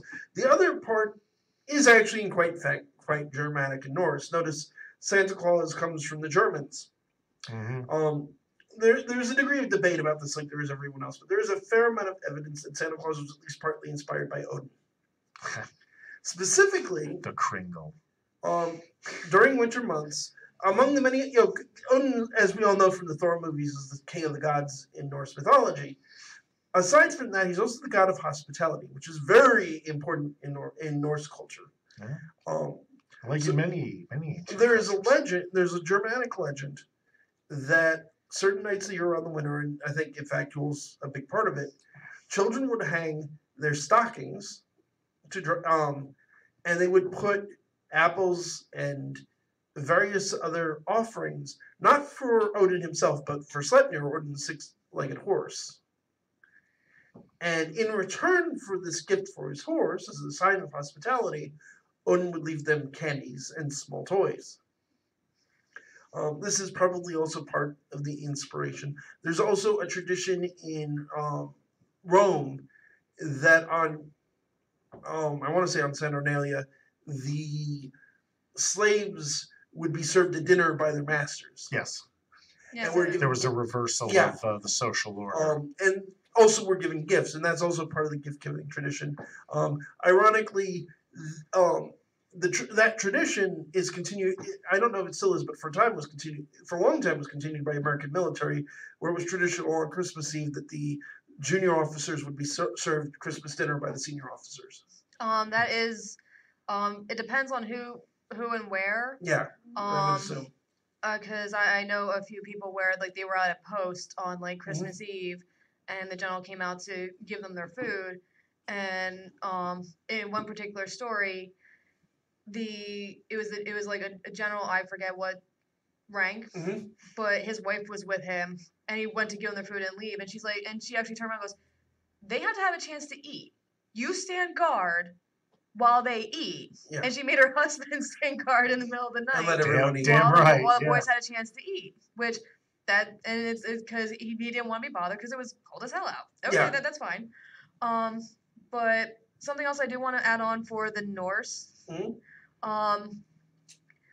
There was another figure that I found out prior, like on my own research. There was another figure. It was actually a female figure in Norse mythology who did something similar, where it's. I'm forgetting which one, but I've read that as well. You know which one I'm talking about. I know of her. I wish Drew was here. He'd know the name. Not she Freya, would, right? but no, it's not Freya. Freya? No, it wasn't. No. Okay, that exhausts my memory. Your knowledge of female Norse deities. Yeah. But at least I don't believe so. But there are more than just only two. She had a essentially a companion who got turned into a pig, and she would use him as her steed on certain nights, and would bring gifts to the people. I forget what the exact circumstances were because all these stories have their own exact circumstances or a particular group. But there was something similar with her during the same time frame. Do you know where Kris Kringle came from? The term I've read, but I forget. Santa's sort of alternate identity sometimes. Where does it come from? I don't remember. I was actually asking you. I wasn't. It was a legitimate question. Yeah, I wasn't setting up for a joke or anything. But well, no, I was hoping you were setting up to give it to. Yeah, info. I would have. I should have looked that up because that was something I thought of before. But and of course, the other thing that's interesting, we don't callers. have If anybody knows the answer to this, please. 609-807-2492. Or type it in.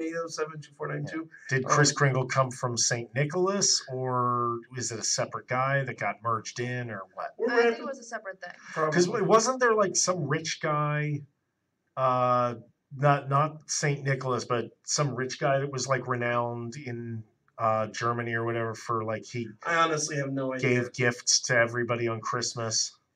But there is one other figure I want to talk about since none of us seem to remember and nobody's calling in because there's somebody else that's often overlooked and everyone should remember this time of year. Granted, the Grinch. Close. And I believe that his traditional feast is actually just passed. But let's all take a moment to remember Krampus. Yes. Before he became cool. Yes. It's Your hipster Krampus, like we knew about him before he was mainstream. Krampus is essentially a demonic-looking figure. He has the horns, big and furry, and the whole. It's another wonderful German tradition. So, when if you're good, Santa Claus will bring you presents. If you're bad, if Krampus is in a good mood, he'll beat you with the switch. If he's in a bad mood, he'll toss you in his sack and take you away to the North Pole and devour you. Wasn't he also the original guy that gave the coal, left coal for naughty children? I don't know if it was, that was if they were like kind of bad but not bad enough to deserve horrific beatings. I don't know off the top of my head. Honestly, that may be true. The thing to realize that people in the U.S. don't know is in Germany and Scandinavia and a bunch of other places, it's not just Santa Claus. He has a little gathering of people who help him aside from the elves. And I'm not talking about the elves. One is, of course, Krampus. Another one is a gentleman by the name of Swarthy Pete, who is a dark-skinned dwarf. Who is, imagine a short, dark-skinned version of Krampus, and you have the idea, basically. He's the one who punishes the naughty children.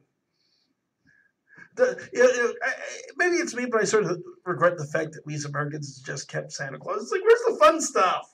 Well, and speaking of Christmas, while we're doing this quick trivia, Christmas was originally outlawed in America because it was a horrible drunken thing in England, a terrible holiday that was more like mischief night than the Christmas we know. And you can look this up. But it was originally for many, many years was banned in America. What? Gino's trying to call in. Oh. Okay, put him in. See what he says. He knows what. Hello, you're on the air. I think we may have just lost him. Oh. Yeah, you lost him. Sorry. Maybe he'll call back. Sorry, Gino. We're gonna have to go in a minute, so if he calls back. Yeah. Well. It's just gonna be me tap dancing for the camera for another 30 And nobody minutes. wants to watch that. In all seriousness, folks. And it's kind of the point. At least for me, that's the point of this discussion. Christianity borrowed a lot of things from paganism. The reverse is also true. The thing people don't seem to fail to understand is religions borrow ideas from each other all the bloody time. This has been going on since literally before recorded history. People meet, they exchange ideas, those ideas spread. Yep. It's, the natural way of things. It's how languages change. If you pick up a copy of the Epic of Gilgamesh, you can find in a much older text almost the exact story of Noah. So they call him a Upanishad or something to that effect. Yeah, because the whole thing with Noah was essentially a parable for the series of repetitive at random floods that would happen. Well, there's also thought to have been a flooding of the Tigris and Euphrates that almost flooded out that entire area. It happened on more than one occasion. There were actually, according to Babylonian Sumerian texts, that it was a regular occurrence and it had actually no rhyme or reason. It wasn't seasonal or something like that. See, I've always had this thought. So not all over the world, but in many cultures, you have this tradition of a flood. Babylon's famous for it. Greece had one. There's some Native American tribes that have one. And I've seen some people think Atlantis disappeared under a flood. Oh, this is definitely a subject for another day. But people who have made the argument, well, okay, there was a worldwide flood. And as much as I'm a devout Christian, I have to say there was no worldwide flood. There's absolutely no evidence for it. But okay, if there was one, which version's right? And the first version I had, a version I saw somebody on a YouTube channel jokingly comment is, maybe Noah's out there on the ark and sailing across, and he's just waving as a Upanishad sails by, and it's like, that's good, but what would be better? What if they're all true? They all happened exactly the same time in a single worldwide flood. And basically, just before the end of the flood, the God or the gods said, okay, only one of you gets to repopulate the earth. Epic cage match! Throw in a monsoon and you got the end of Pirates 3. Pretty much. Big big giant pirate movie of Noah versus all the other flood myths in a single battle royale. Tell me you would not go to see that. It has to be a monsoon, because honestly, that's the only way you're going to get them, especially with the technology that they had at that time. Well, we're talking about a movie, so we're just dropping reality we're drop kicking reality and just going for the absurdly awesome of it. Kind of like the movie version of Noah, where suddenly Russell Crowe was Noah. Like we're supposed to believe that. For some reason, the Hindu ship has laser beams. Yeah, it's just why not? What? Yeah. But okay, that brings us to 8:30. It's about time that Amisha and I get going so that the Force can be with us. Ho, ho, ho. I will say this again next week, but because there are undoubtedly holidays that happen sooner, I want to say to everyone out there, in case you don't hear us next week or your holiday is sooner, happy Hanukkah, Merry Christmas, joyous Kwanzaa, Merry Festivus for the rest of you. Yes. Ramadan. Happy Yuletide, everybody. Ramadan, happy Yuletide, happy winter solstice, happy New Year. And for any of the atheists that happen to be listening, let me give you the advice I give every year. Just convert already. You have to concede that religious people have all the best holidays. I would disagree with that. I think they've managed to take just about everything religious out of Christmas to the point where now it's a corporate holiday. Yeah, but it's still originally a Christian. Yes. A Christian holiday. It is still, and I'm not saying Christian. I'm just saying theists in general, all religious people. The closest thing I've ever found to a uniquely atheist holiday, and this is actually based on an old joke, but it's been adopted by a number of atheists. You know what it is? Festivus. April Fool's Day. Oh, well, that's a good one. There's a verse in the Bible that says that he who says in their heart there is no God is a fool. So there's a completely untrue apocryphal legend of an atheist who was complaining in court to the judge that there are all these religious holidays that everybody got off work for, but there's no atheist holiday, and that's violation of separation of church and state. And the judge's response supposedly is, but there is an atheist holiday, because the Bible says this, your holiday is April Fool's Day. So apparently a bunch of atheists liked the joke and turned it into the atheist holiday. Nice. But regardless, happy holidays, everybody, and we'll see you next week. And may the Force be with you. And with you. Lift up your telekinetic powers. The Catholic in me, every time I hear the Force be with you wants to go, and also with you. And also I've done that. Well, in England, there is a church of the Force.